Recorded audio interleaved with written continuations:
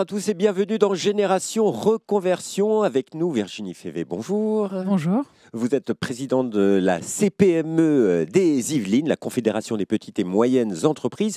Et vous êtes également chef d'entreprise vous-même, puisque vous êtes à la tête d'un organisme de formation qui s'appelle Startac. Exactement. Voilà. Alors, on parle reconversion.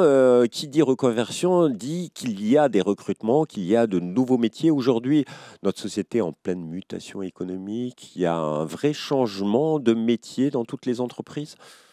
Je pense que le numérique a intégré toutes les fonctions dans l'entreprise. Donc effectivement, aujourd'hui, on ne peut plus passer à côté.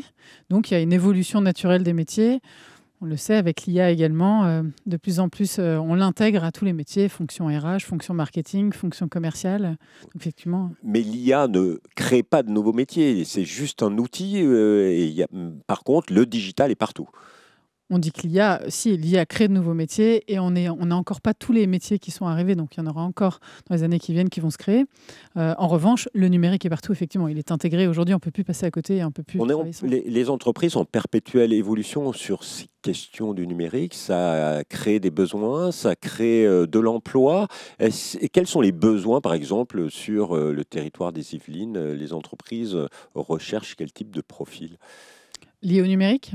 Lié au numérique ou même de manière générale, puisqu'on est sur le salon Génération Reconversion, il y a plein de secteurs où il y a des métiers en tension. Finalement, on a tout profil. On cherche aussi bien dans la restauration, on recrute beaucoup. C'est bien, on a des industries qui cherchent aussi beaucoup d'ingénieurs. On a aussi des métiers dans le conseil. On cherche beaucoup de commerciaux. Là, les commerciaux, on le vend en poupe. Et c'est vrai que les commerciaux aujourd'hui qui performent bien, en tout cas qui attirent beaucoup les entreprises, sont ceux qui maîtrisent finalement la prospection via les réseaux sociaux et qui utilisent justement le digital pour prospecter. Voilà, le digital devient une compétence pour tous les salariés. Exactement. En tout cas, je pense qu'elle permet de gagner du temps, elle permet de gagner en efficacité, en productivité. Mais concernant la reconversion, aujourd'hui, il y a énormément de monde qui pense, réfléchissent et tentent de se lancer dans une reconversion professionnelle. Quel regard vous portez sur ce phénomène? C'est nécessaire, il faut que tout le monde pense à sa reconversion possible, puisqu'on parle de chaque salarié aura 5 à 8 métiers différents. C'est quelque chose qui est important à dire aux salariés. Pensez à votre conversion. Je pense qu'il ne faut pas le voir comme ça. Il faut se dire surtout on a une belle chance. C'est-à-dire qu'en 2024, on a le droit de changer de parcours. Rappelez-vous, il y a 30 ans, on nous disait tu es commercial, tu resteras commercial toute ta vie. C'était difficile de dévier. Aujourd'hui, on a une belle opportunité de se dire en fait, on peut changer de métier à tout moment de sa vie. Et c'est surtout que se dire que tous les matins, on se lève, il faut le faire avec passion aussi. Et les gens ont envie, sont en quête de sens. Les études le montrent. On veut un métier passion, on veut un métier qui nous plaît. On n'a pas seulement envie de travailler pour gagner de l'argent et simplement manger. On a envie vraiment d'alimenter autre chose. Et les entreprises, elles aussi, doivent penser à la reconversion de leurs salariés, en tout cas à leur formation. Ça, c'est important pour faire face aux mutations économiques. Ce qui est sûr, c'est que les entreprises, elles doivent aussi se réadapter parce que la concurrence aussi est différente, parce qu'il y a des nouveaux entrants, les barrières à l'entrée tombent de plus en plus. Et c'est vrai que du coup, ça réinvente le métier de demain et ça nécessite de rester toujours à jour. Donc la formation numérique, ça fait partie, nous, des fondamentaux sur lesquels on est contacté pour faire évoluer les équipes et se mettre à jour régulièrement. Oui, au niveau d'une PME, c'est facile à faire, former des salariés à tous ces techniques numériques digitales. Oui, c'est facile. Je pense qu'il faut commencer toujours par le démarrage. Parfois, on nous contacte en disant je veux former à l'IA, je veux former au web. Bon, il faut être assez précis pour savoir quels sont les objectifs. Et puis ensuite, nous, on propose 75 modules de formation. Donc, vous imaginez bien que sur les thématiques... Avec votre entreprise, startac.fr, 75 modules de formation, c'est pour les entreprises, c'est pour des projets d'entreprise, c'est vos clients, ce sont des entreprises qui veulent... Formation continue essentiellement. Effectivement, vous me disiez, est-ce que c'est facile? Oui, c'est accessible à tout, peu importe le niveau, à tout le monde. Et puis, c'est aussi finançable. On est organisme certificat Liopi pour la formation, donc vous pouvez, par votre OPCO et aujourd'hui par les FNE, Fonds national de l'emploi, sur la transition numérique, vous pouvez faire financer vos transitions, quoi. Alors vous qui êtes chef d'entreprise, est-ce que le monde de la formation a évolué? C'est plus facile aujourd'hui pour former ses salariés qu'il y a une dizaine d'années? Alors déjà, il y a une dizaine, quinzaine d'années, il y avait moins de formation en numérique. Il y avait aussi moins de e-learning. On était obligé d'être en présentiel. Je pense aussi qu'on monte en niveau aussi de ce côté-là. Donc, il faut aussi suivre régulièrement. Est-ce que c'est plus facile? Je ne sais pas sur quels critères c'est plus facile. C'est vrai qu'on a des formations courtes qui permettent très très vite de sentir les résultats. Nous, dans notre centre de formation, on a travaillé sur l'approche pratique. Donc les gens viennent et ils travaillent directement. Au bout d'une heure, ils sont déjà en train de faire. Ce qui fait qu'en travaillant la pratique, ils n'ont pas la feuille blanche en rentrant chez eux en disant comment je vais faire, quoi. Alors, vous formez au numérique, mais vous ne vous formez pas en distanciel. On forme également en distanciel, mais notre cœur de cible, c'est quand même des gens de plus de 35-40 ans qui ont quitté l'école il y a 10, 15, 20 ans. Et donc, ils sont contents de retrouver en présentiel un expert qui va les accompagner pas à pas et pouvoir avoir cette interaction. Rester parfois une journée entière en visio, c'est pas toujours évident pour tout le monde. C'est pas toujours évident.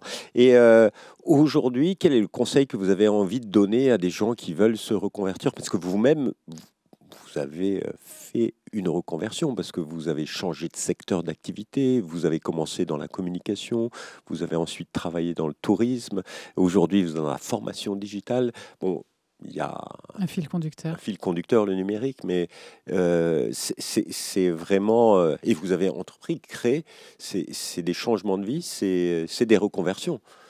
J'ai envie de dire que j'ai démarré dans le numérique en 2007. Donc les formations, je crois que j'ai eu 1 heure de cours dans mon cursus initial. J'avais un cursus marketing. Et c'est vrai que quand je me suis lancée dans le digital, je ne connaissais rien dans le digital. J'ai tout appris en autodidacte sur Internet avec des livres à l'époque. Et puis, avec le temps, j'ai appris avec passion aussi. Je suis montée en compétences. Mais j'ai toujours gardé... j'ai eu effectivement plusieurs sociétés, mais toujours le numérique a été mon moteur et ma passion. Après, le numérique, c'est finalement un ensemble d'outils et d'approches qui nous permettent de travailler dans plein de secteurs. C'est aussi ça qui est riche. Alors, à vous entendre, vous avez changé de secteur d'activité quelque part par opportunité. Oui, voilà, par envie. Par envie, opportunité. Mais aujourd'hui, il y a des gens qui suivent et doivent faire des parcours de reconversion un petit peu subis. À ces personnes-là, qu'est-ce que vous avez envie de leur dire? C'est vers quel métier s'orienter ou quelle technique ou quelles questions ils doivent se poser pour réussir leur reconversion? Déjà, j'ai envie de dire une chose. Je pense que, et ça revient un peu à notre premier échange, je pense que sans passion, on ne tiendra pas 20 ans. Et aujourd'hui, c'est quand même... une envie collective de se réveiller le matin et d'aimer ce qu'on fait. Donc, j'ai envie de leur dire qu'avant de choisir un métier par opportunité et de se dire est-ce que ça recrute, est-ce que ça paye bien, c'est d'abord de se poser la question qu'est-ce que j'ai envie tous les matins de faire. Et je pense que c'est ça le nerf de la guerre parce que aujourd'hui, très vite, on devient obsolète. C'est plus comme avant. Et dans les métiers, en tout cas du numérique, si pendant 1 an ou 2, on n'est pas en veille, on peut très bien être largué sur nos missions. Et donc, si on n'aime pas ce qu'on fait, j'ai envie de dire, mon conseil, c'est de dire, aimez ce que vous faites, choisissez un métier par la passion, par le sens que ça vous donne, et ensuite seulement... Et cherchez soi-même, parce que c'est ce qui a été le garant de votre réussite. Vous êtes autodidacte, vous êtes renseigné toute seule, faire des recherches soi-même, mais il faut se faire accompagner néanmoins.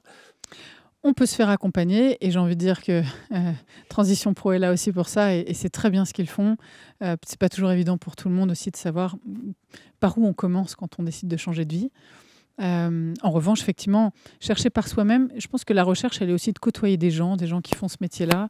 Je trouve que les immersions facilitées aussi sur France Travail sont très bien pour ça. C'est-à-dire passer 1 mois dans une entreprise sur une mission et découvrir le métier, c'est bien.